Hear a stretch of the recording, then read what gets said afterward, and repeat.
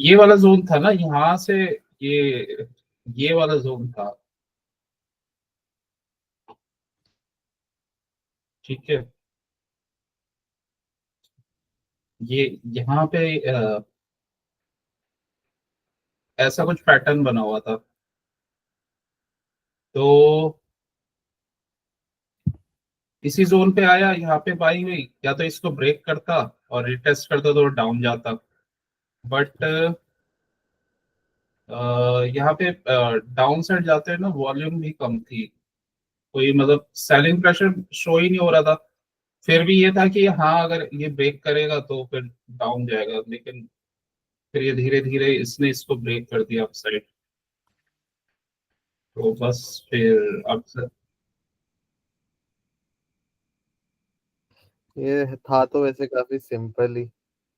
हाँ सिंपल ही ट्रेड था, कोई ज्यादा वो मुश्किल नहीं था।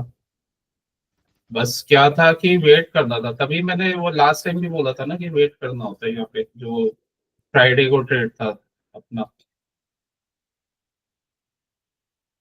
बार बार दीपक जी का शायद मेरे को नजर नेट आ रहे जा रहे हैं। ओके। तो सिंपल ही ट्रेड था ये तो। यहाँ इसने ब्रेक करने के बाद देखो एक इनसाइड बार भी बनाया यहाँ, और उसके बाद फिर ये निकल गए। तो अच्छा भला वाला मिस हो गया। और अगर यहाँ पे ट्रेड लिया भी जाता तो स्टॉप लॉस तो खुद छोटा ही बन रहा था, वो आया ही नहीं।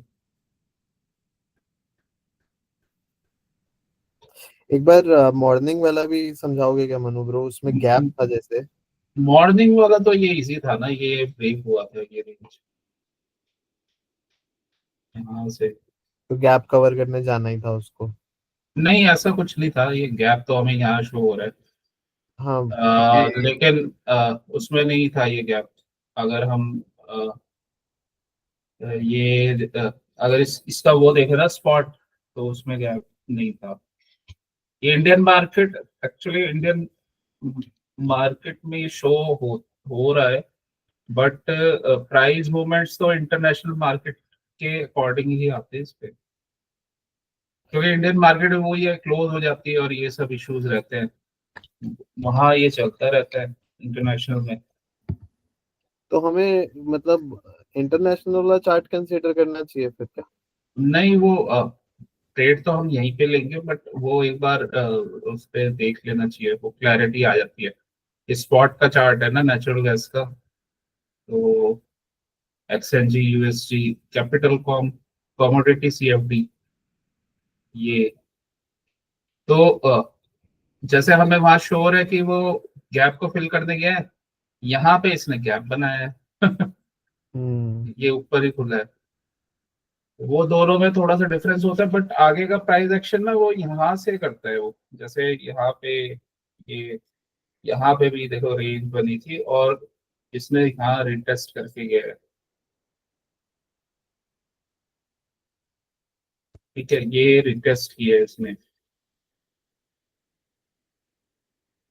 15 मिनट्स के चार्ट में।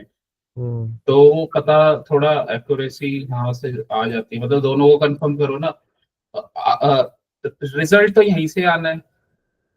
वो इंडिया इंडिया में ऐसा तो होगा नहीं अपनी मनमर्जी से ये इंटरनेशनल और जो प्राइसेस है वो अपसाइड जा रहे हैं, मतलब जो ओरिजिनल प्राइसेस है और वो वहां से कुछ भी डाउन कर रहे हैं, तो तो ये ऐसा थोड़े तो आगे पीछे चलते हैं क्या मनु ब्रो। प्राइस का फर्क है और शायद क्वांटिटी का है ये। इसमें कितना आ रहा है, 3.7 कुछ, और तो उसका फर्क आता है। इंडिया वाला तो ये है ना वो अपना तो वो टाइमिंग का भी इशू रहता है ना।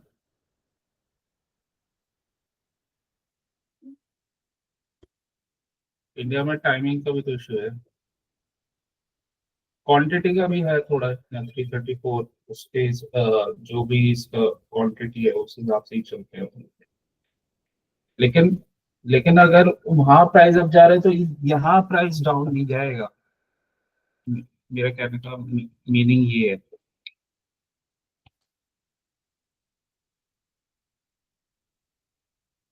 यहाँ अगर ब्रेकआउट शो हो रहा है क्लियरली, तो वहां ऐसा नहीं होगा कि वहां पे डाउन चला जाएगा, वहां भी वो अप ही जाएगा। ये प्राइस इसने ब्रेक किया है 1645 को, फिर ये रिटेस्ट हुआ 5 बजे, और ये 515 को ये अपसाइड गया रिटेस्ट करके। तो अगर मैं नेचुरल गैस उसमें देखो ना फ्यूचर्स में, तो यहाँ पे अगर देखोगे तो हाँ 515 को दिया है ना इसने, तो 515 को तो ये यहाँ तक चला गया।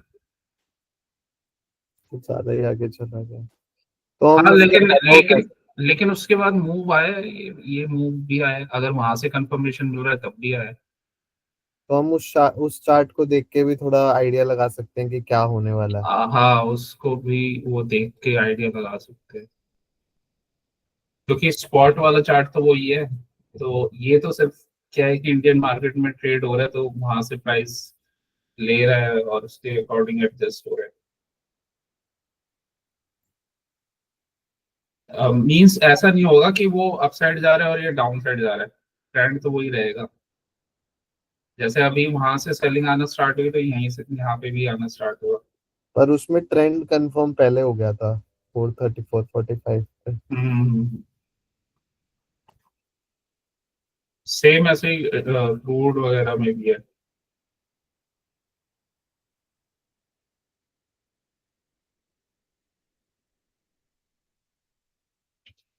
ये है नेचुरल गैस। सर इसमें जो एंट्री बनेगी वो रेंज ब्रेकआउट के बाद ही बनेगी ना, जो तू 4 बजे वाली एंट्री है। हाँ वहाँ ले सकते हो, रेंज ब्रेकआउट पे एंट्री बनेगी। मुझे एंट्री का ही समझ में नहीं है, इसलिए मैं देख तो रहा ही था सर। मैं ये देख रहा था कि बस यहाँ पे रुकेगा, अब यहाँ पे सेलिंग आएगी, सेलिंग आएगी। चार्ट क्या बता रहा है? सेलिंग बता रहा था, था ही नहीं तो। ये चार्ट मूविंग एवरेज तो चार्ट आपकी सेलिंग नहीं थी। बता रहा था। मूविंग एवरेज भी अपसाइड ही है।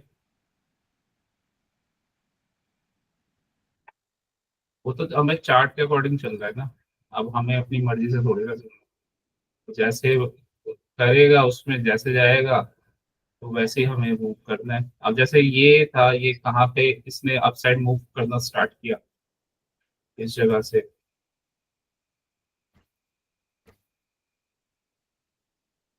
वहां पे ब्रेकआउट आ गया था, यहाँ ये ब्रेकआउट के पास ही है। और क्लैरिटी थोड़ी यहाँ पे ज्यादा है, थोड़ा यहाँ इसने डबल बॉटम वगैरह प्रॉपर बनाया हुआ है इस जगह पे, इस चार्ट में अगर तुम यहाँ देखोगे। और यहाँ रेंज भी बनाई है इस जगह पे,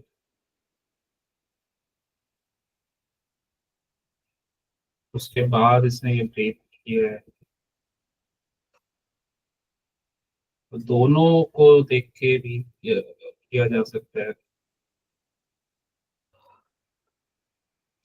एक क्लैरिटी हो जाती है।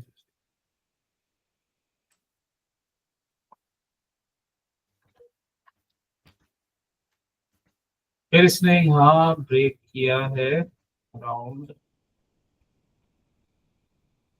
ये 415 पे किया है, हाँ इसने यहाँ पे ना। लेकिन ये अपसाइड वाला ब्रेक इसने लेट किया है, ये वाला तो 415 पे किया है, ये जहां से इधर ब्रेक हुआ है।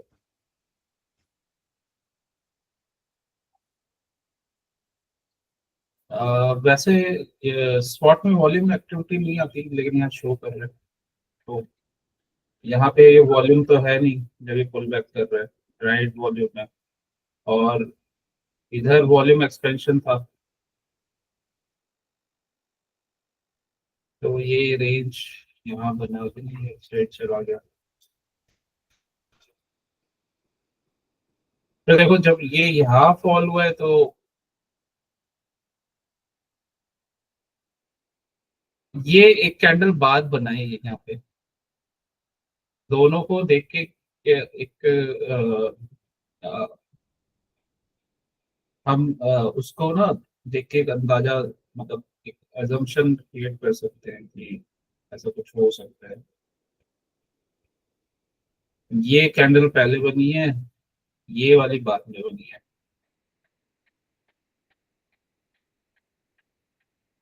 तो पहले बुक कर लो, उसके बाद फिर तो ये वाली कैंडल फिर यहाँ, मतलब वही है, ऑलमोस्ट सिमिलर सा ही है। अभी ये दोनों यहाँ पे ही है अपने।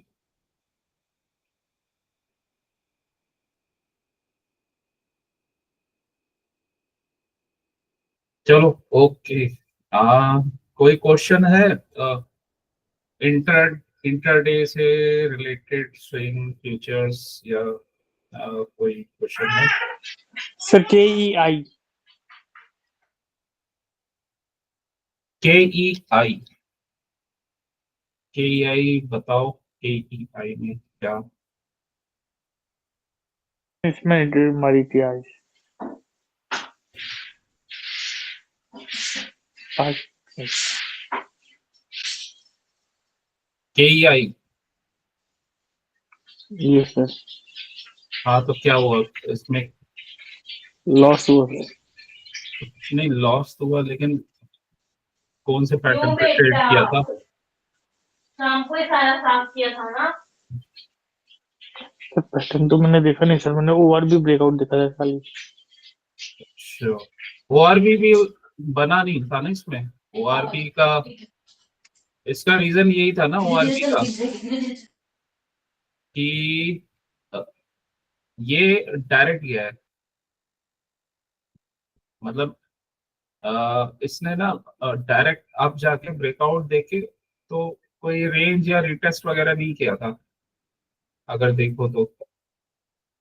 जैसे ये यहाँ पे इसका ब्रेकआउट हुआ है, ठीक है, उसके बाद ये फिर एक डायरेक्ट डायरेक्ट आपको दिया है इसने, और उसके बाद फिर ये डाउन आ गया। और जो देखो, ORB में तो हमें पता ही है, अगर ORB तुम बिना उसके करोगे तो ORB का ना सक्सेस रेट सिर्फ 50% है, और इसमें रिस्क रिवॉर्ड भी अच्छा नहीं मिलता। वो तभी मिल पाता है अगर उस उसको तुमने स्टडी किया हो, या हमने लास्ट टाइम भी वो डिस्कस किया था। तो ORB वाले सेटअप्स ना इतने, मतलब अगर प्रिपरेशन है और उसको तुम देख रहे हो, और इसके और भी काफी सारे रूल्स होते हैं, तो अगर वो अप्लाई हम करेंगे तभी यहाँ पे ना ट्रेड बनेगा। अदरवाइज ORB को इतना फ्रूटफुल नहीं है ये ट्रेडिंग के लिए। ORB इससे बेटर है कि जहाँ एक अच्छा सा ट्रेड बने ना, जैसे अडानी में बना था अपना, आराम से देखो मार्केट को पहले 5-10 मिनट्स, और प्रॉपर जो इंट्राडे वाले ट्रेड बनते हैं ना वो लेने चाहिए। जैसे आज अडानी में बना था, देखो 10% क्या है, तुम लॉस करके बैठे हो। और ये अडानी एंटरप्राइजेस पहले मूव हुआ था, फिर टोटल गैस में मूव आया। आज ये गैस वाले स्टॉक सारे ही अप है, यहाँ पे नेचुरल गैस में मूव आ रहा है, ये अडानी टोटल गैस में मूव आ रहा है। अब ये देखो यहाँ पे, ये वाला इसमें अडानी एंटरप्राइजेस में देखो कि ये हमारा रेंज बनी हुई थी यहाँ पे, ठीक है, प्रॉपर ना, जिसमें टाइम वगैरह मिलता है ना देखने का, वो हमें ट्रेड्स लेने चाहिए मनु इसमें। भाई ये डाउन ट्रेंड में था ना, लेकिन नहीं, डाउन ट्रेंड में तो था, लेकिन वो कभी रिवर्सल तो लेगा एक जोन से, अगर कहीं ना कहीं से। जैसे बायोकॉन भी जब मैंने लिया था ना, तो वो डाउन ट्रेंड भी तो था। मैंने और ये रात में देखा था। और और इसमें ये वॉल्यूम एक्टिविटी तो हुई है यहाँ पे, और प्रॉपर यहाँ पे एक वॉल्यूम एक्टिविटी के साथ बाइंग हुई है, और ये पुल बैक भी कर रहा है, यहाँ पे वॉल्यूम नहीं है, अगर ये पहले अगर स्टडी किया हुआ है।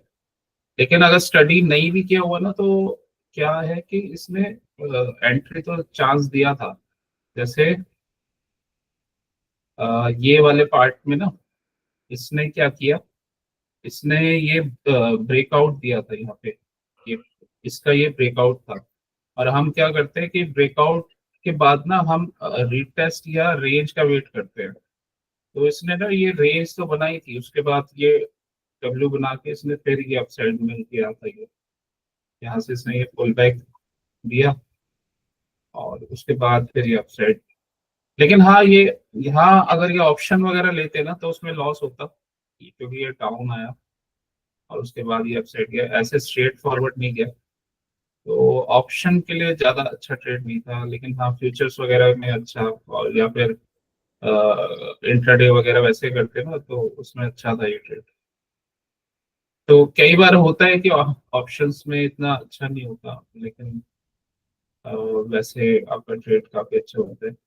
इसका ये बाय ना एक तरह से डबल बॉटम पे भी इसका बन गया था।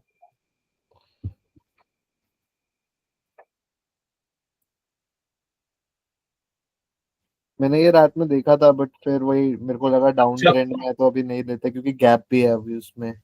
जब वैसे ट्रेड देखते हैं ना 5 मिनट्स की कैंडल, तो फटाफट ये 1 आवर में करके ना ये क्लैरिटी के लिए ऐसे देख लेना चाहिए। तो ये यहाँ साफ दिख रहा है कि ये यहाँ ना ब्रेक कर रहा है 5 मिनट्स में।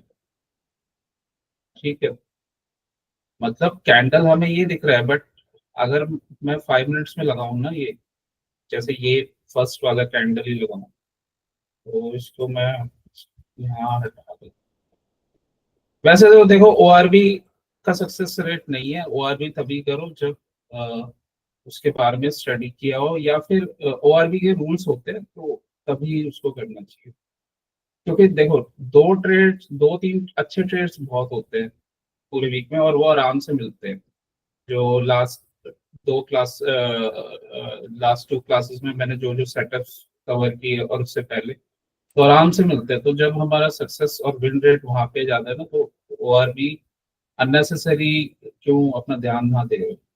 या तो फिर ओआरबी का अलग है तो उसके लिए फिर अलग से प्रिपरेशन चाहिए, या अलग से उसके और क्या कहाँ वो ज्यादा सक्सेसफुल होता है, तो वो उसके लिए अलग स्टडी है थोड़ी सी। क्योंकि ओआरबी में ना आपको सोचने का ज्यादा टाइम नहीं मिलता, उसमें तो आपको एक्शन लेना है, तो वो एक्शन तभी आप ले पाओगे सही से, और सक्सेस तभी आपको मिल पाएगी जब आपने और चीजें भी उसके साथ की हो। बट ये वाले सेटअप्स में क्या होता है कि आप अगर तो देख रहे हो ना कि कहीं रिटेस्ट या रेंज बना के वो जा रहे हैं ब्रेक के बाद, तो वहां पे ना आपको टाइम मिल जाता है, और एक थोड़ा ना मार्केट की क्लैरिटी भी आ जाती है।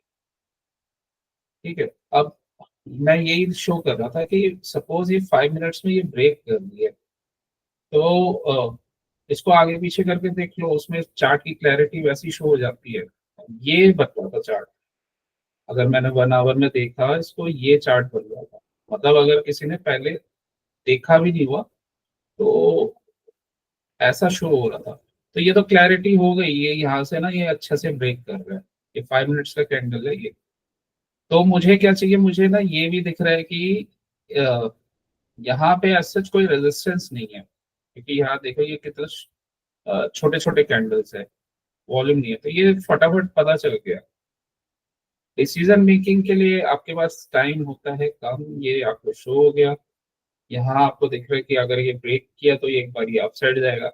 फिर दूसरा, इसमें कंडीशन क्या मैच हो गया हमारा, कि आज ना इसके साथ और भी अडानी के स्टॉक्स अप थे, तो अडानी में मूवमेंट थी। मैंने क्या बताया था कि थीम्स सेक्टर इस पे ध्यान रखना है, तो थीम मतलब अडानी वाले स्टॉक्स में आज स्ट्रॉन्ग थी, तो वो वहां से भी कंफर्मेशन हो गया। थर्ड पॉइंट, वेट करना है, इसने ब्रेक किया, डायरेक्ट ब्रेकआउट पे एंट्री नहीं लेनी। ठीक है, ऐसा कुछ इसने ये बनाया था। यहाँ ये एक बार डबल बॉटम करके ये अपसाइड, ये पहला टारगेट डन, उसके बाद फिर इसने रिटेस्ट किया, फिर अपसाइड। अब ये जो आपका ट्रेड था ना, यहाँ से तो ऑप्शन का था, इधर से जब ये पुल बैक किया तो फिर अ, मतलब ऑप्शन वालों को तो यहीं कहीं एग्जिट करना पड़ता, क्योंकि ये रेंज जब बनाने लगा तो फिर थोड़ा सा ऑप्शन के प्राइस में वो डीके करेगा। फ्यूचर्स वालों के लिए अच्छा ट्रेड था ये, डबल बॉटम बनाया उसको कैरी कर सकते हैं। तो यहाँ एक ट्रेड था। ठीक है, अडानी टोटल गैस में भी ऐसे ही ट्रेड था, इसको भी आप अगर देखोगे तो एक बड़ी रेंज का फॉर्मेशन। हमारा क्या कॉन्सेप्ट है कि एक बड़ा बेस का ब्रेकआउट हो, ठीक है, और उसके बाद कोई रेंज फॉर्मेशन हो, तो यहाँ पे ना ऑलरेडी क्या था कि ये आज ये ब्रेकआउट हुआ, उसके बाद ये रेंज बनी। ठीक है, तो देखो ये एक बहुत बड़े बेस का ब्रेकआउट हुआ। अब ये यहाँ पे ना हमारा पैटर्न, मैंने जो लास्ट टाइम बोला था कि अगर शेकआउट देके ब्रेकआउट करे उस पे ध्यान देना। तो ये अपसाइड गया, अडानी एंटरप्राइज अब जा रहा था, वहां से कंफर्मेशन मिला, फिर इसने ये ब्रेकआउट दे दिया 3 कैंडल में। ठीक है, और ये शेकआउट देके गया है। तो यहाँ पे हमारी अ, यहाँ बाइंग अगर किसी को करनी थी वो यहाँ पे भी कर सकता था, फ्यूचर्स में मतलब यहाँ वो आराम से ले सकता था। सीई लेता तो इस जोन में वो उसका जो ऑप्शन है वो वहाँ इस जोन में वो नेगेटिव शो करता। बट उसके बाद ये रेंज बनाने के बाद देखो ये कितना अपसाइड के है।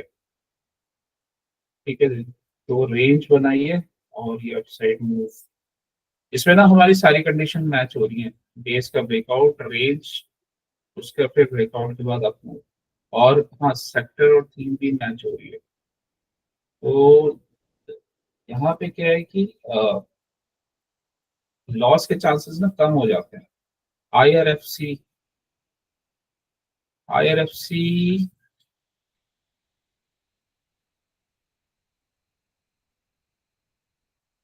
आईआरएफसी भी सेम यही था कि आईआरएफसी हमने पहले भी डिस्कस किया था। एक तो IRFC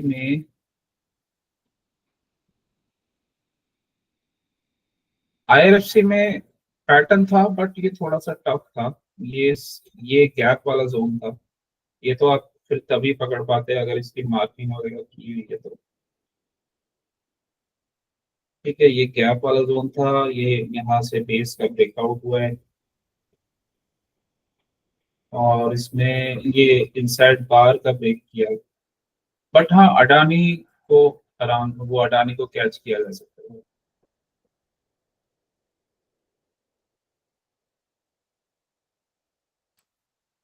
AU small finance bank, बाकी तो फिर अपने अपने ट्रेड से आईजीएल का ट्रेड अच्छा था, आईजीएल हो गया, और बायोकॉन क्लियर ट्रेड था। ठीक है, तो आईजीएल, जैसे आईजीएल में ये बेस का ब्रेकआउट हो गया था ये, उसके बाद इसने रिटेस्ट वगैरह किया है, और उसके बाद ये अपने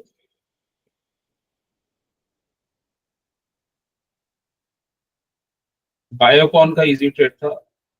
बायोकॉन में देखो सिंपल एक कॉन्सेप्ट था। बायोकॉन ऑलरेडी हमारा क्या था, अगर मैं बायोकॉन को देखूं तो इसमें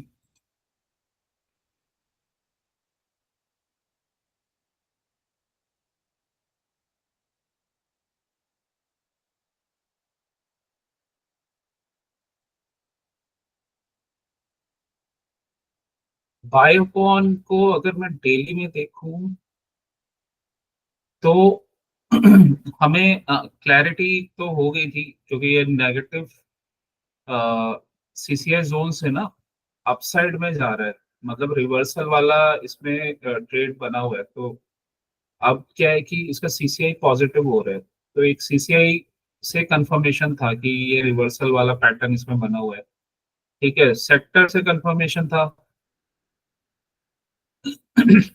फिर अगर हम इस जोन में आते हैं तो इसमें इंट्राडे के लिए ये इसका पहला बेस था, फिर इसने क्या किया, इस बेस का ब्रेकआउट देने के बाद ये रेंज फॉर्मेशन की है। ये फर्स्ट बेस का ब्रेकआउट, उसके बाद अप मूव, उसके बाद ये रेंज फॉर्मेशन। ठीक है, ये भी एक बेस है। तो ये ऑलरेडी ना एक अप मूव में था। ये क्या पैटर्न था, ये बुलिश मूव था, फिर इसका कंसोलिडेशन हुआ, उसके बाद फिर ये कंटिन्यूशन, ऐसा पैटर्न बना हुआ था। अब ये जो बेस का ये ब्रेकआउट हुआ ना, ये वाले अगर बेस का अगर ब्रेकआउट देखोगे तो ये वाला एक मतलब एक ये वाला बेस बना हुआ है, और उसके बाद इसमें जो पैटर्न बना था ना, तो इसमें बना था बेस ऑन बेस वाला पैटर्न शॉर्टर टाइम फ्रेम में। मतलब ये वाला ये बेस, और उसके बाद फिर यहाँ रेंज बना के ये आज इसने ब्रेकआउट किया। ये ऑलरेडी बेस ऑन बेस बना के इसने ब्रेकआउट किया था, ठीक है।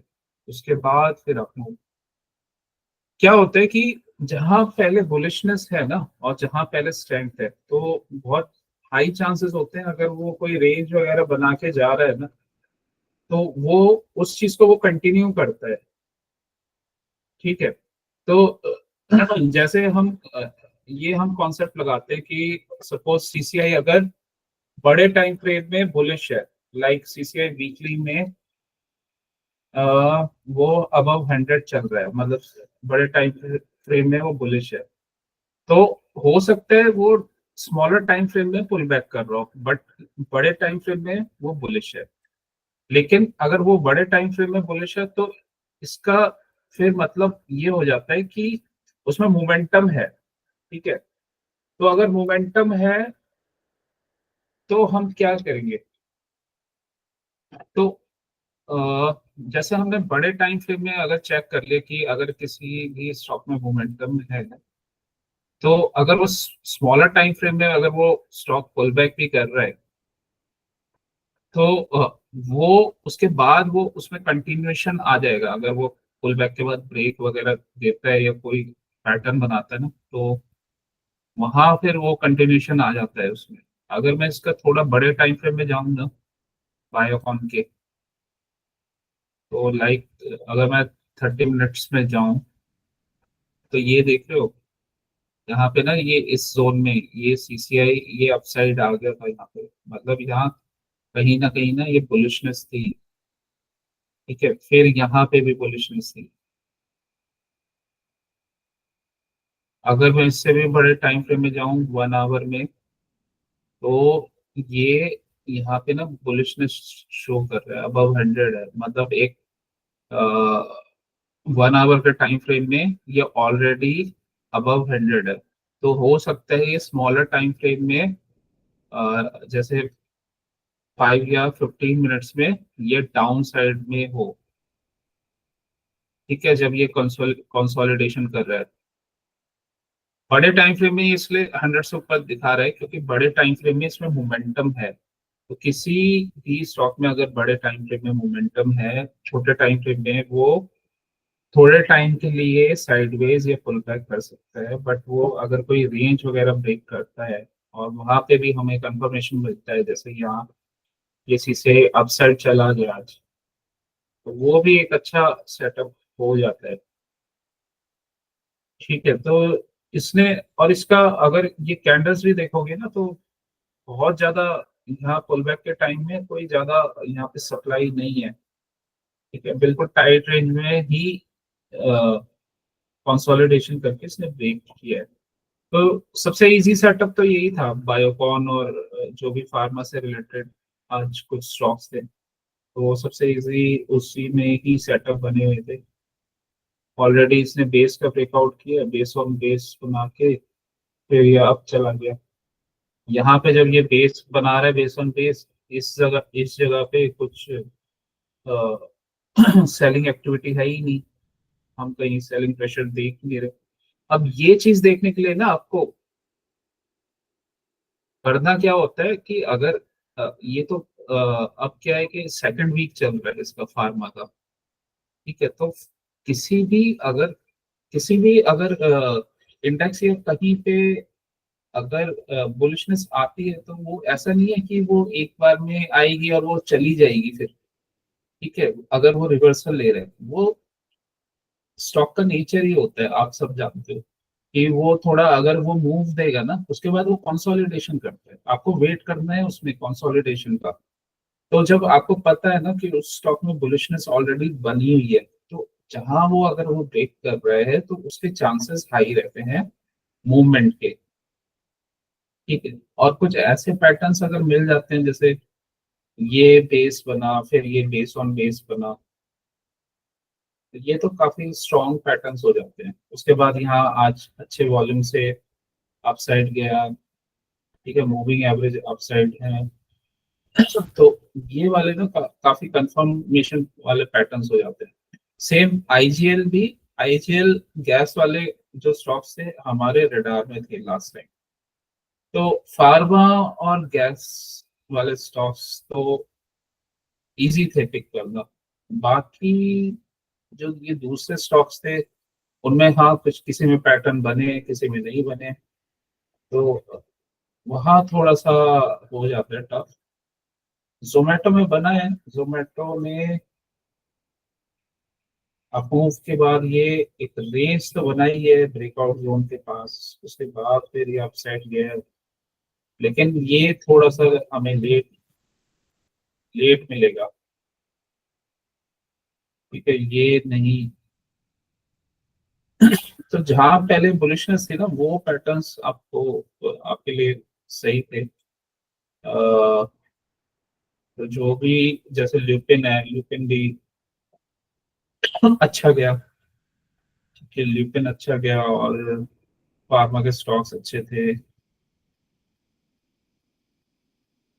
राइट।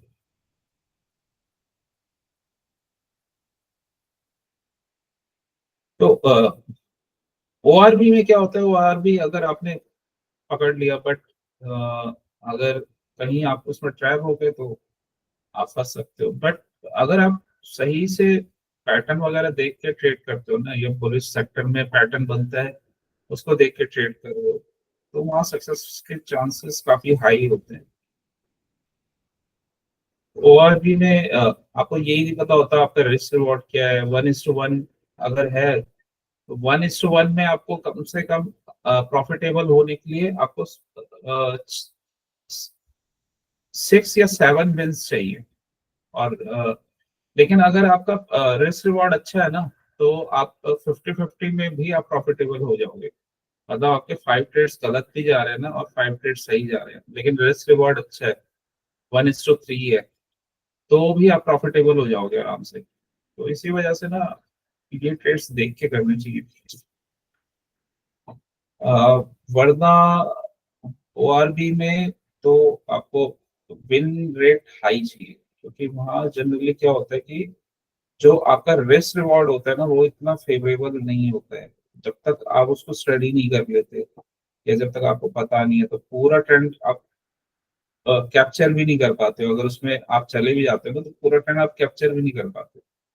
तो जब 1:1, और जब वो रिवर्सल ले रहा है, तो आप ट्रेड कट नहीं कर पाते, तो वहां तो वो लॉस वाली सिचुएशन बन रही है।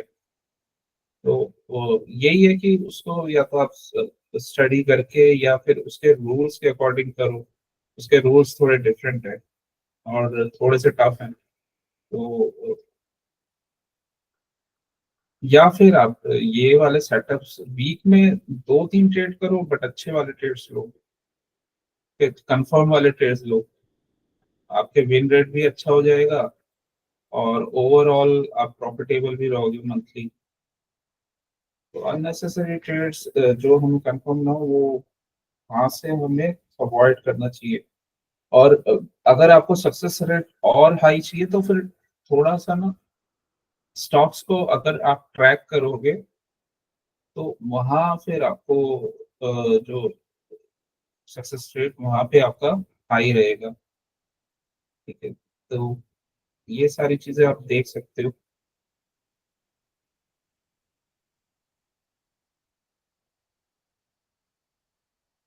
चलो, और किसी का है कोई क्वेश्चन?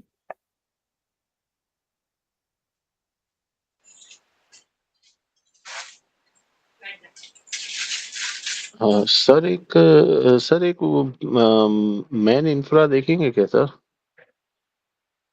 मैन इंफ्रा वो इसके बाद देखते हैं। अगर एफएनओ वगैरह से रिलेटेड है तो आप बताओ। ठीक। ठीक है सर। सर मेनली हम लोग पहले डेली का देखें, फिर हम लोग इंट्राडे में पोजीशन ले, ऐसा ना सर? हाँ, अगर जैसे डेली वगैरह में अ, है क्या, डेली में देखो दो दो क्या होता है कि अ, जैसे सेक्टर में अगर बुलिशनेस है ना, जैसे ये आपका फार्मा वगैरह वाले सेक्टर्स में बुलिशनेस थी, ठीक है, तो वो सेक्टर रिवर्सल ले रहा था। अब हमें क्या पता चल गया कि निफ्टी फार्मा के स्टॉक बुलिश है, राइट। अब आते हैं कि उसमें स्टॉक का सिलेक्शन क्या कैसे कैसे कर सकते हैं हम, और कौन कौन से स्टॉक्स हैं।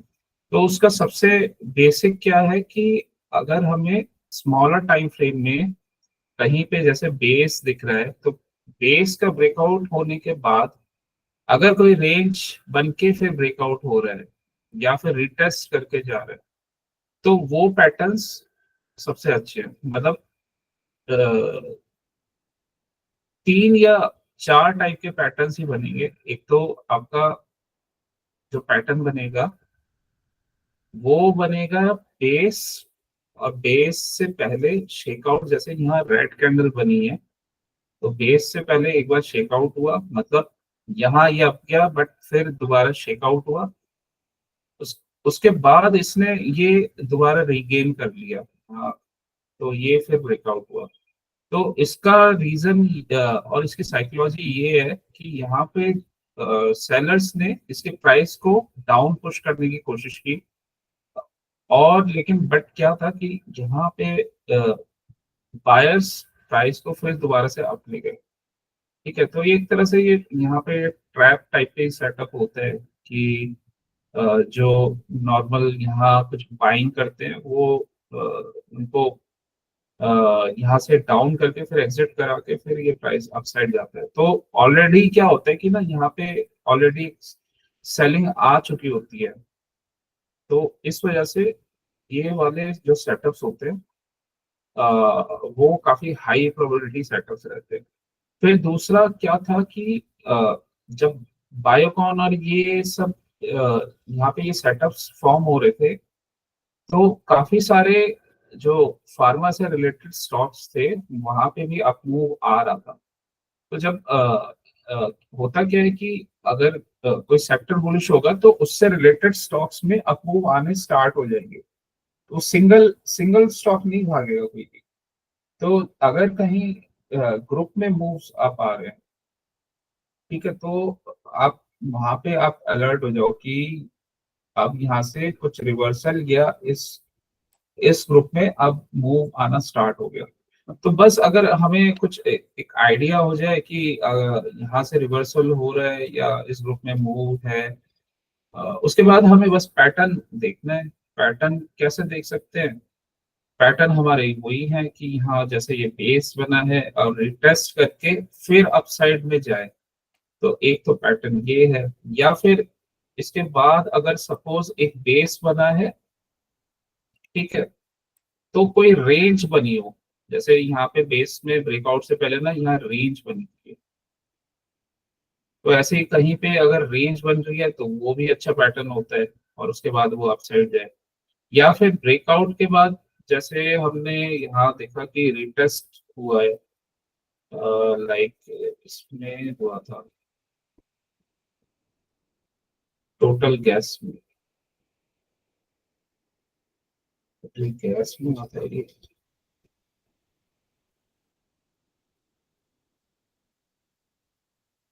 एक जगह रिटेस्ट हुआ था, आईजीएल में था।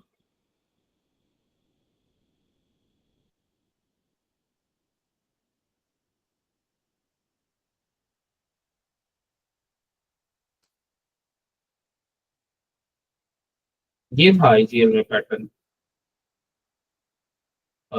ये यहाँ से ना बेस का ये ब्रेक हुआ है, और फिर ये इसने ना रिटेस्ट वगैरह करके ये अपसाइड गया है। तो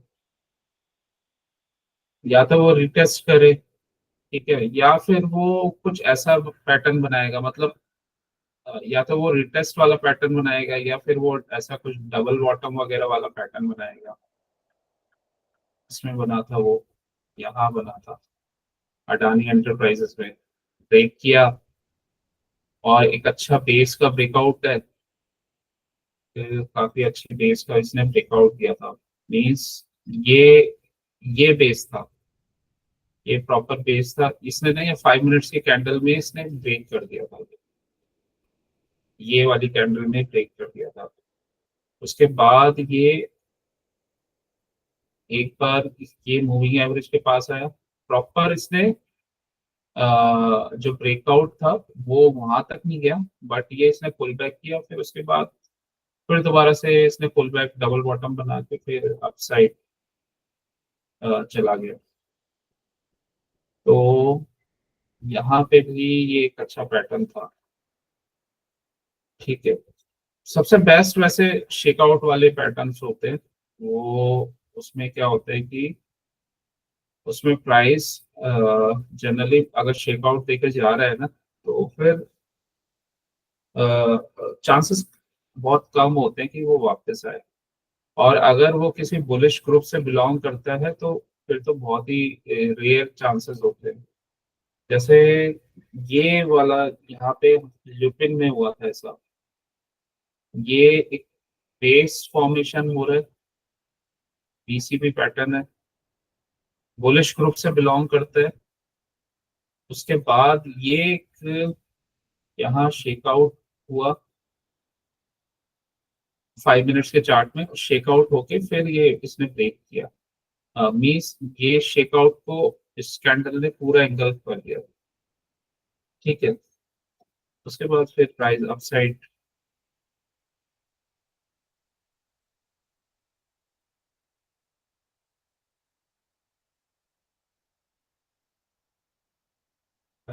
यहाँ भी ब्रेक किया था इसने, रेंज बनाई, फिर इसके बाद ब्रेक।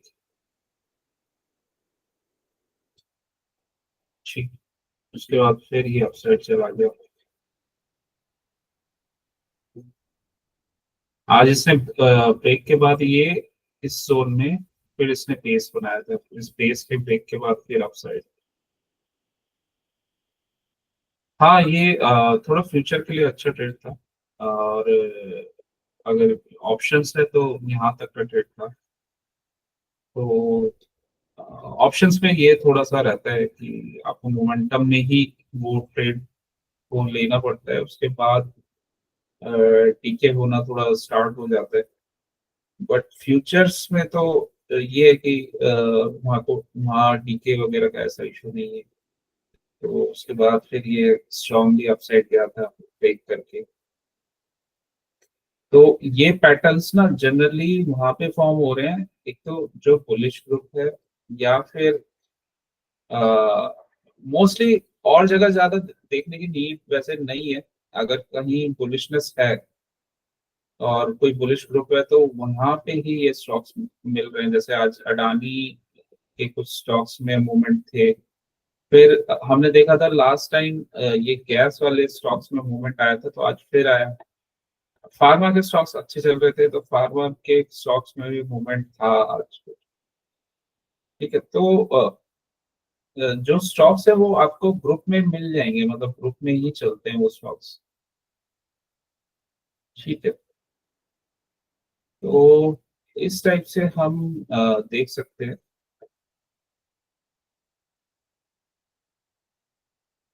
इंडस टावर, अब इंडस टावर में कल मूव आएगा।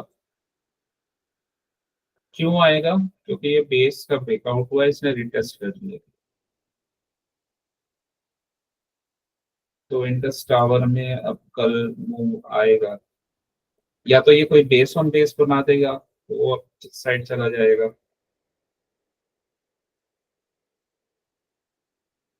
अभी मैंने इसका ना डेली चार्ट नहीं देखा है, तो लेकिन मेरे को पता है इसके इसमें मूव आएगा। सिंपली ये ही देख के बस, इसका ये बेस फॉर्मेशन हुआ है, और लेकिन ये मूव आएगा अगर ये यहाँ रेंज बना के एक ब्रेकआउट देता है, या तो बेस ऑन बेस पैटर्न, या यहाँ डबल बॉटम बना के फिर जाता है।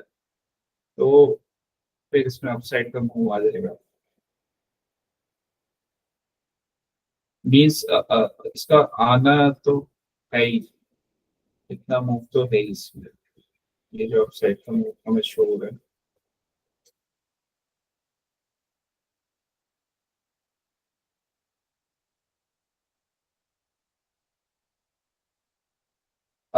ग्रुप्स में फिर हमें स्टॉक्स इजीली मिल जाते हैं। हाँ, अगर डेली में अगर ये शो हो गया ना, जैसे बायोकॉन ही ले लेते हैं। अब अगर डेली चार्ट में हमें सपोज डेली में अगर शो हो जाता है कि वो किसी जोन से स्ट्रांगली रिवर्सल ले रहा है, जैसे ये वाला जोन था,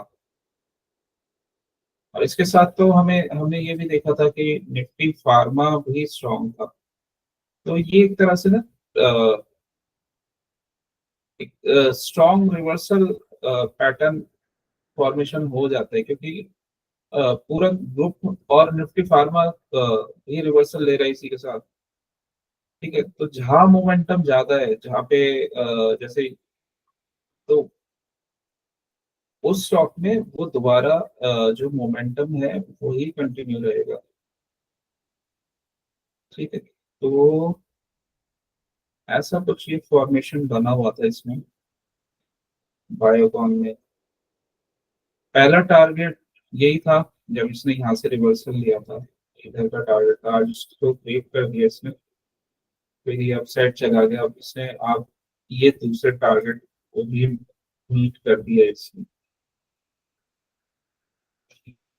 अगर हाँ, अगर हमने डेली में स्टडी किया हुआ है तो फिर तो वो प्रोबेबिलिटी काफी हाई हो जाती है उसकी, स्टॉक की मूवमेंट की। बट सबसे बेस्ट वे यही है कि सेक्टर के साथ अगर स्टॉक्स मूव हो रहे हैं ना, तो वहां पे प्रोबेबिलिटी हमेशा हाई रहेगी। सेक्टर अगर स्ट्रॉन्ग चल रहा है और वो उस सेक्टर के काफी स्टॉक्स मूव कर रहे हैं, तो वहां पे क्या होगा, वो कंटिन्यूशन में जाएंगे। जैसे ये वाला निफ्टी फार्मा था, तो निफ्टी फार्मा को हमने इधर यहाँ पे आइडेंटिफाई किया था 19 दिसंबर को, जब ये कैंडल बना था ये, और इसने ये क्या कर रहा था, ये यहाँ से डब्ल्यू पैटर्न बना के फिर इसने एक ये पुल बैक किया और उसका ये ब्रेकआउट किया। तो यहाँ से ये रिवर्सल पैटर्न बन गया था इसमें, फार्मा में। ठीक है, ये ब्रेक किया, फिर रेंज बनाई, फिर ये 3 कैंडल। अब तो ये जो 3 कैंडल ये अब जा रहे हैं ना, तो कहीं ना कहीं इससे रिलेटेड स्टॉक्स में मूवमेंट है। तो लास्ट 3 टाइम से ये स्टॉक अच्छे मूव कर रहे हैं। अब हो सकता है कल इसमें थोड़ा सा कुछ सेल साइड हमें देखने को मिले, अगर ये कहीं रेजिस्टेंस पे है तो। अब इसे एक टारगेट तो अपना दे दिया है। ठीक है, तो निफ्टी फार्मा में तो आ गया है टारगेट एक फर्स्ट। उसके बाद अब ये दोबारा यहाँ कोई रेंज बना के फिर ब्रेक करता है तो फिर मूवमेंट आएगा फार्मा के स्टॉक्स में। ठीक है, तो सेक्टर से हमें कंफर्मेशन हो जाता है कि किसी सेक्टर से रिलेटेड अगर स्टॉक्स पे मूव है, तो वहां पे इंट्राडे में भी मूव आएगा। जब वो कंफर्मेशन देंगे वो मूव वहां पे हमें मिल जाते हैं।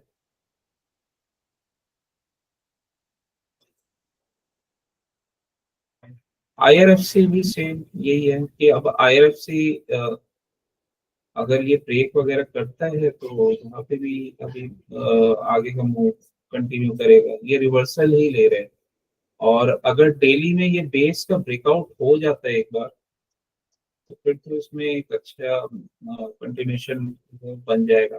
मीन्स अगर ये यहाँ से ब्रेक होके डेली में रिटेस्ट करके अपसाइड जाए, फिर तो काफी बुलिशनेस रहेगी स्टॉक में, तो वो इंट्राडे भी काफी अच्छे बनेंगे।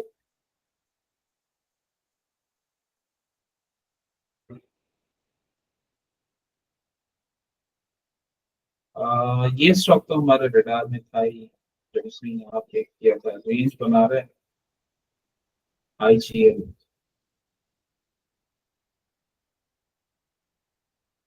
तो होता क्या है कि देखो कहीं ना ग्रुप में हमें वो कंफर्मेशन हो जाता है कि एक ग्रुप मूव कर रहा है, जैसे फार्मा है या गैस वाला ग्रुप है, तो उसी वहां पे ही कोई अगर जहाँ पे हमें स्ट्रेंथ शो होती है वहां पे हम एक सही लोकेशन पे एंट्री ले सकते हैं। जैसे या तो कोई बेस का ब्रेक हो रहा हो और वही रिटेस्ट करके जा रहा हो, या रेंज बना के जा रहा हो, या फिर वो शेकआउट करके बेस का ब्रेकआउट दे रहा हो, तो भी बेटर है। या फिर बेस को रिटेस्ट करने के लिए वो डबल बॉटम बना के जा रहा हो, तो ये कुछ पैटर्न्स उसमें रहेंगे। अभी वोल्टास डेली में अच्छे पैटर्न बना रहा है, सेम इसी जोन से इसमें बाइंग आई है, तो ये अगर ये ब्रेक करता है ना, इसमें अच्छा मूव आएगा वोल्टास में। और एक ये अच्छा ये पैटर्न बन जाएगा एक ये प्रॉपर।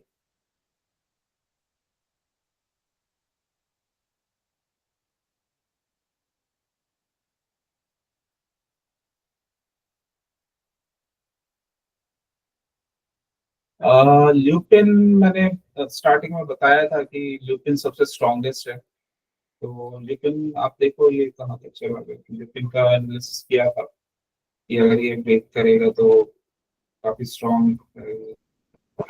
ल्यूपिन सबसे पहले इसने अपने हाई को टच कर दिया है, क्योंकि जो स्ट्रॉन्गेस्ट होता है और वो चार्ट में शो हो रहा है ना, मूवमेंट वही आएगा जो स्ट्रॉन्गेस्ट हमें शो हो रहा है। तो ल्यूपिन ने ये ब्रेक किया रेंज पे या साइड, और इसी इसी चीज को हम डेली में प्ले वो इंटरडे में प्ले कर रहे थे, तो वो ल्यूपिन में बुलिशनेस थी। और हाँ, अगर आपको कुछ भी बहुत सारी चीजें नहीं देखनी है तो बहुत सिंपल सी चीज है कि आप जैसे सीसीआई यहाँ पे डेली में अबव 100 है, तो फिर आप बस उसी पे फोकस कर लो जहाँ सीसीआई अगर 100 से अबव है डेली में, और वहां कोई हमें अपमूव मिल जाता है या इंटरडे में कोई पैटर्न वगैरह मिल जाता है, तो उसी को ट्रेड कर लो बस। तो ऐसे भी ट्रेड्स कोई वीक में मतलब 2 या 3 तो ट्रेड्स मिलेंगे ही। और जब मार्केट बुलिश होगी तब तो बहुत सारे मिलेंगे, बट अभी जैसे मार्केट बुलिश नहीं है इतनी, तो तभी अगर कोई स्ट्रॉन्ग सेक्टर से स्टॉक होगा तो वहां पे हमें ट्रेड्स मिलेंगे। जैसे ये ल्यूपिन था, ये ऑलरेडी यहाँ पे बुलिश है, ये अबव 100 है, तो जैसे ये रेंज का ब्रेक हुआ फिर ये अपसाइड का मूव आ गया इसमें।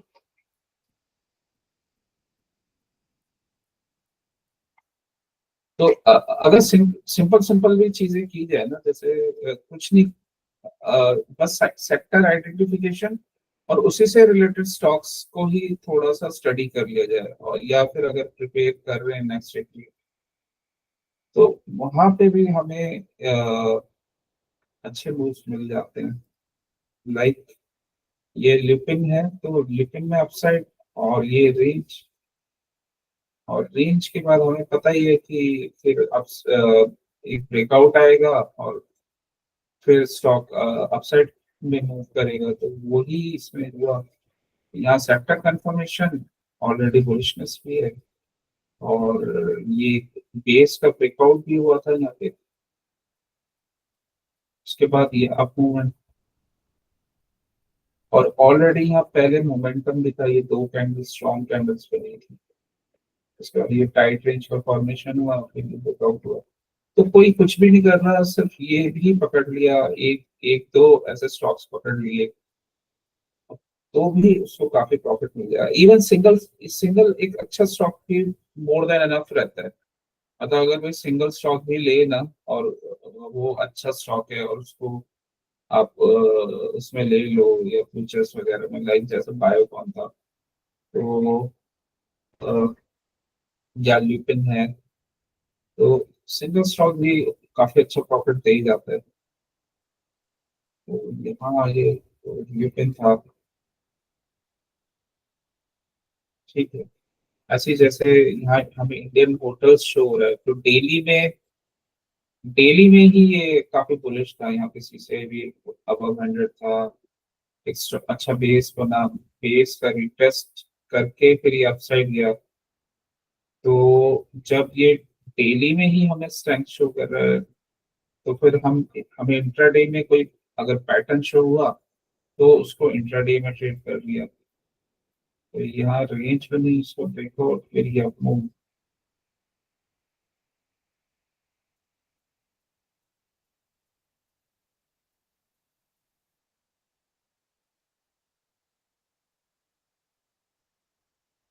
अभी कल्याण ज्वेलर बना रहे हैं रेंज,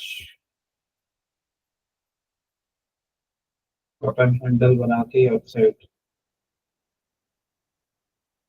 हो सकता है इसमें कल भी अप मूव आए, इसके स्मॉलर टाइम फ्रेम में देख लेते हैं।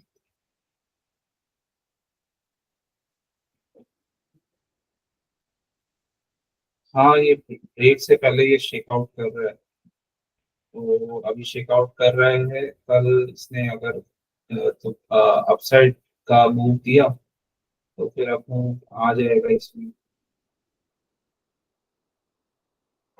कल्याण ज्वेलर्स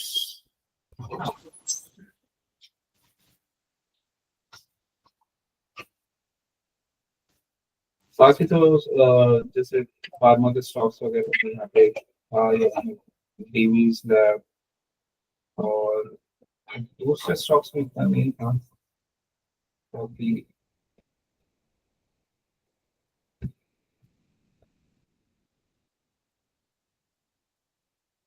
ओ एफ एस,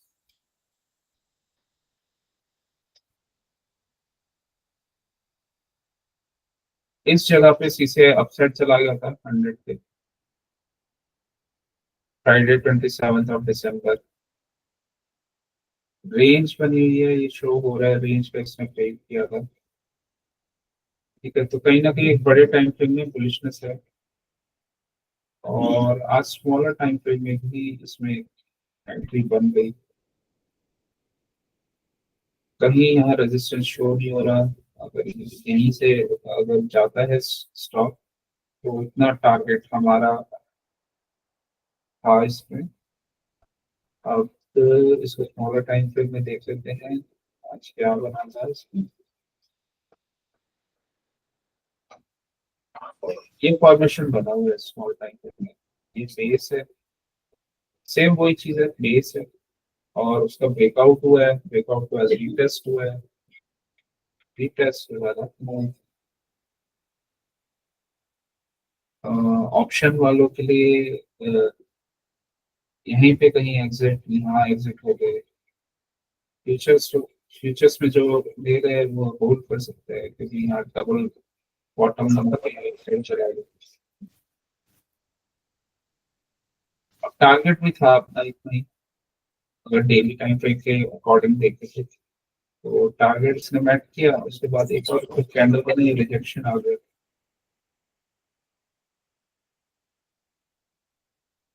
तो इस टाइप से आपको ना थोड़ा अगर देख के आप ट्रेड करोगे तो ट्रेड सक्सेसफुल होगा शॉर्टर टाइम फ्रेम में।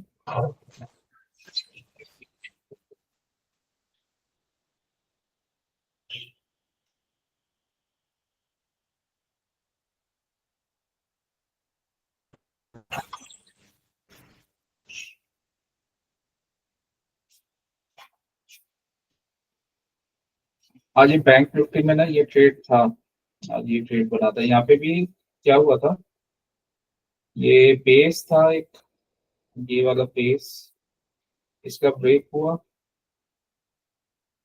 रिटेस्ट, रिटेस्ट के बाद ये अपसाइड का मूव,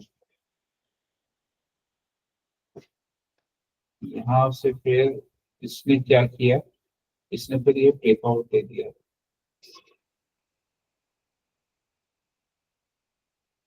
यहाँ इसने ये ब्रेकआउट दिया बट सस्टेन नहीं हुआ, सस्टेन नहीं हुआ तो ये फेल्ड ब्रेकआउट बना, और फेल्ड ब्रेकआउट में फिर ये बहुत अच्छा स्ट्रॉन्ग मूव आया। स्मॉलर टाइम फ्रेम में ये एक एम पैटर्न था, नीज फेक फेक ब्रेकआउट हुआ और एम पैटर्न बना और ये डाउन आ गया।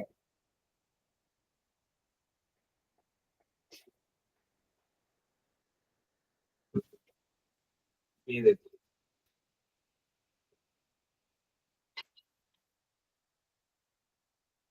फिर रेंज में कंसोलिडेशन, फिर यहाँ ये इसने जहां जहां से रिटेस्ट करके अपसाइड गया था उसी जगह को इसने ब्रेक किया, उसी को रिटेस्ट किया, रिटेस्ट के बाद फिर ये डाउनवर्ड्स। तो एक तरह से ना ये कंटिन्यूशन पैटर्न था, मतलब यहाँ से फॉल हो रहा है और एक ये कोई रेंज बना रहा है और उसके बाद ये कंटिन्यू। तो ये पैटर्न बना हुआ था, अच्छा था ये, क्योंकि फेल्ड ब्रेकआउट हुआ था। फेल्ड ब्रेकआउट ब्रेकडाउन में जनरली बड़े मूव्स आते हैं, तो बड़ा मूव था ये, राइट। इस जोन में थोड़ा सा हमें यहाँ इसीलिए रुका है क्योंकि इसी जगह से यहाँ ऊपर बाइंग आई थी, तो इस जोन में ये रुका। एक बार फिर इसने ये रेंज बना के ब्रेक किया तो फिर ये डाउन साइड।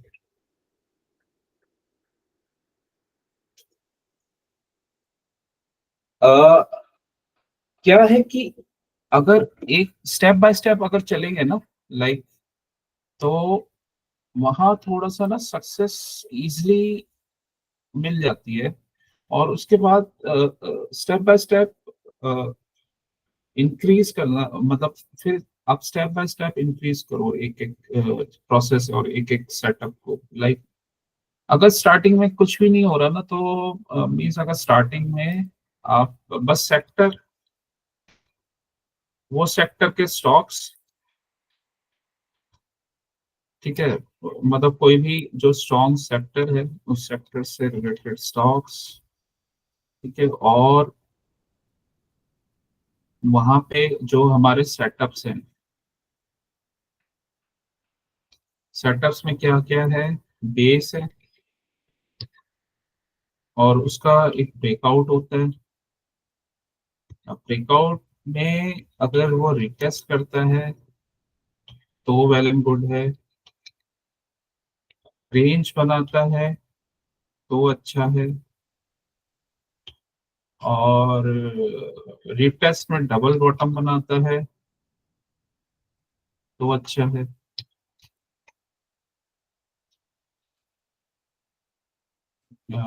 डबल बॉटम,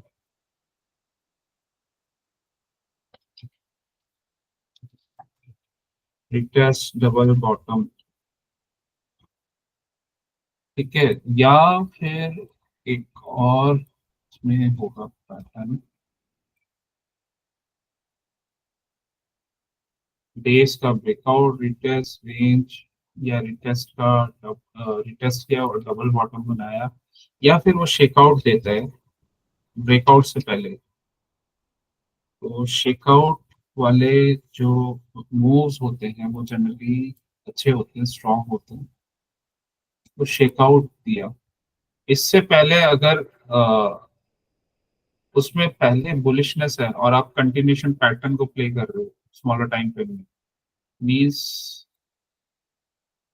कि स्टॉक में पहले बुलिशनेस है स्मॉलर टाइम फ्रेम में, और अब सपोज स्टॉक बुलिशनेस के बाद अब क्या है कि वो रेंज में आ गया है, ठीक है, ऐसे कोई रेंज रेंज बनाई है या तो कप एंड हैंडल या जो भी पैटर्न बना रहा है, अब उसका यहाँ पे ब्रेक आ जाता है, ब्रेकआउट हो जाता है। तब पहले यहाँ एक बेस बना, ये एक बेस बना, फिर एक उसमें एक अप मूव आया बुलिशनेस के साथ, फिर रेंज बनी, तो ये रेंज का ब्रेकआउट होगा, तो या तो यहाँ शेकआउट हुआ, मीन्स ये शेकआउट वाला पैटर्न बना, तो हम डायरेक्ट एंट्री ले लेंगे। अदरवाइज यहाँ पे ये भी एक बेस बना छोटा सा, और इसका अगर ब्रेकआउट होता है तो हम तब रिटेस्ट का वेट करेंगे, या फिर ब्रेकआउट के बाद एक छोटा सा रेंज या डबल बॉटम बना है, फिर ये अपसाइड जाएगा। और क्यों? क्योंकि ये कंटिन्यूशन पैटर्न में है, यहाँ पे मूव आया उसी का ये कंटिन्यूशन है, ठीक है। और ये हमें जिस सेक्टर में काफी सारे स्टॉक्स अप हैं, मीन जो ग्रुप अप है उसमें मिलना चाहिए, तो सेक्टर इंपॉर्टेंस रखता है या थीम।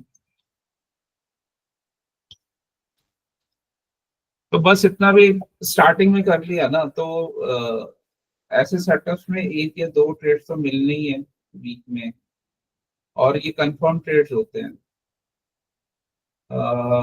लॉस के चांसेस यहाँ कम होते हैं। लॉस तभी हो सकता है जब कुछ अ, भारी कुछ, मतलब कुछ ज्यादा कुछ ऐसा कुछ गलती कर दी हो, ठीक है, या फिर निफ्टी वहां से रिवर्सल, निफ्टी नेगेटिव हो जाए या कुछ वहां पे फॉल आ जाए, तो तब उस केस में हो सकता है। अदरवाइज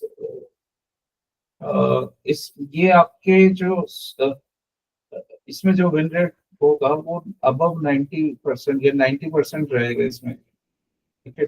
10 में से 9 ट्रेड्स आपके सही जाएंगे अगर आप ये सब चीजें करते हो। अ, तो यहाँ पे क्या होगा कि वो टू द पॉइंट आपका फोकस रहेगा। उसके बाद फिर अलग अलग सेटअप आप देखो, कहीं और कुछ मिल रहा है या नहीं मिल रहा है, वो आप देख सकते हो। बट ऐसे अगर ग्रुप वगैरह और इन थीम्स के साथ जाओगे तो वहां तो आपको ट्रेड्स मिलेंगे ही मिलेंगे, क्योंकि ये पूरे में ना आपको कितने ट्रेड्स चाहिए? 2 ट्रेड्स मिल गए बहुत है। हम सारे तो ये लेते ही नहीं है। कोई भी अगर मिल गया, एक अडानी का मिल गया, एक आपको ये मिल गया बायोकॉन, या एक अडानी मिल गया, एक आईजीएल मिल गया, या अडानी नहीं भी मिला, ये दोनों मिल गए, आईजीएल या बायोकॉन, या ये भी नहीं मिले, सिर्फ बायोकॉन मिल गया, सिर्फ आईजीएल मिल गया, ठीक है। तो बट ये सारे ना कंफर्म ट्रेड्स थे।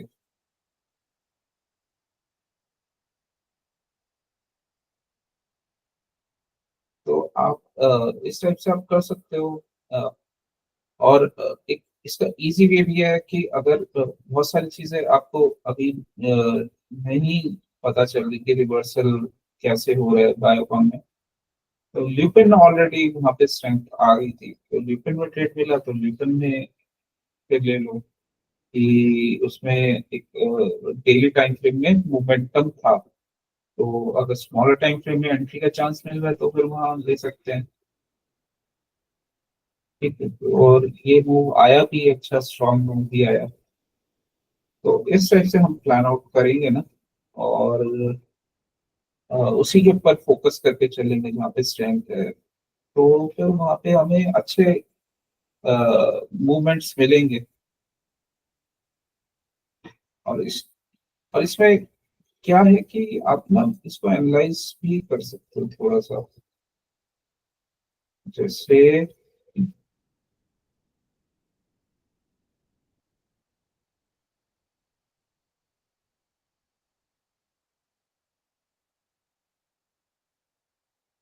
जैसे यहाँ टोटल गैस में एक ब्रेकआउट के बाद एक रेंज बनी है टाइट, उसके बाद ये स्ट्रॉन्ग कैंडल का ब्रेकआउट।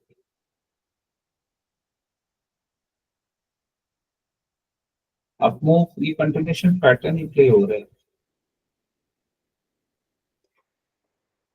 ठीक है। यहाँ पे वॉल्यूम है नहीं, कहीं वॉल्यूम एक्टिविटी नहीं शो हो रही। उसके बाद आप मूव, तो कॉन्सेप्ट सब में यही रहेगा, बट आपको थोड़ा सा अगर इसमें देखना पड़ेगा।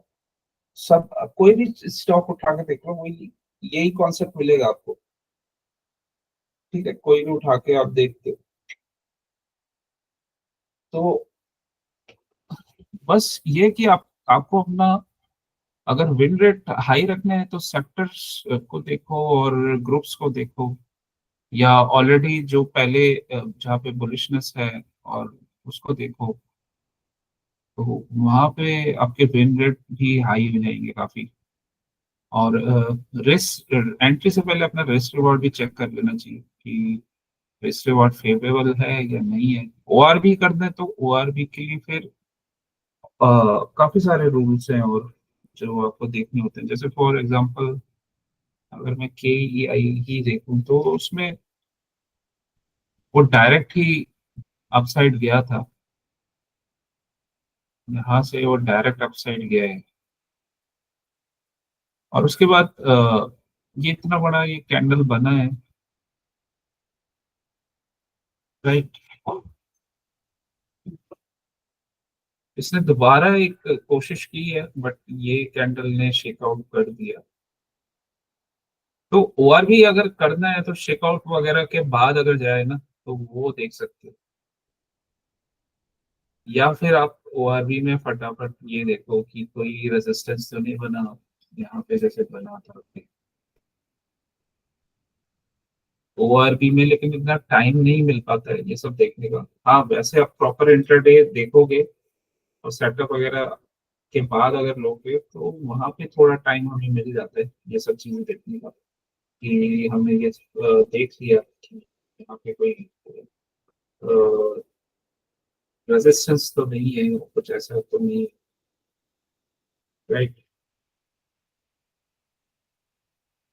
चलो और किसी का और कोई क्वेश्चन है?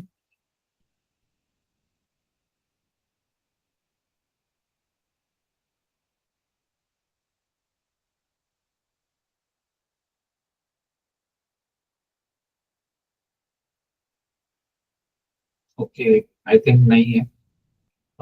तो अभी अब वेडनेसडे को तो ऑफ रहेगा, ठीक है। तो फ्राइडे को करेंगे हम क्लास, ठीक है। Yes Manu bro.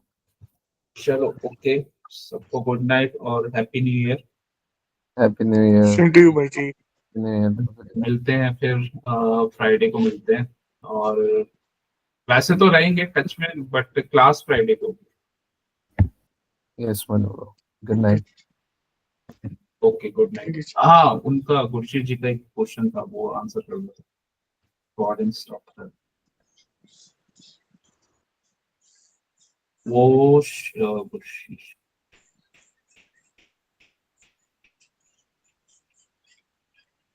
है सर। है सर।